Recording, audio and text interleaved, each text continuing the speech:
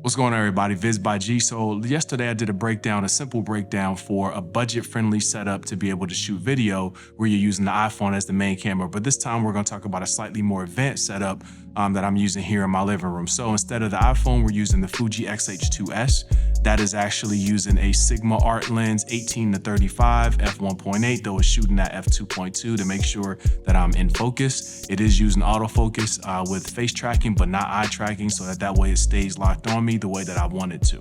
All right, we're shooting in ProRes 422, which is a very high quality codec, to make sure that we get a lot of data so we can play with these colors later on in post. Speaking of colors, it's a custom white balance that I use the white balance card for.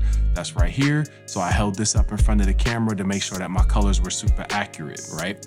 In terms of lighting, as you can see, it's mostly natural light. Now there is an ND filter on the front of this camera to account for these windows, which I had to expose for. But in order to fill up the overall ambience in the room, we have a Godox VL300 that's bounced into the corner of the ceiling and hitting me here on this side to emulate the light that's actually coming, the real light that's actually coming from this window here.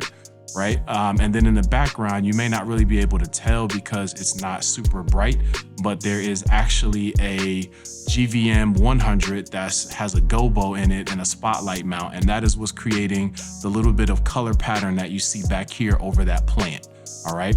Now, when we talk about just kind of the overall look of this, that's pretty much all the pieces that go into it. But there's one other super important component. So yesterday I used the MKE400 and had it routed into the bottom of the iPhone. This time I actually have the MKE400 boom slightly above me, pointed at my chest, and going into the Zoom H6, which is attached to the boom arm using a magic arm. So therefore it's not actually on the camera, and I don't have to run a long cable across the room where I could run the risk of tripping over it.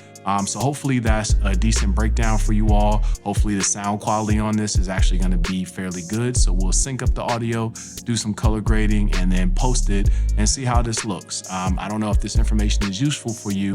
I may do maybe another breakdown talking about the settings if anyone is interested on that, in terms of how I have the mic set up and the audio set up in the camera. So, all right.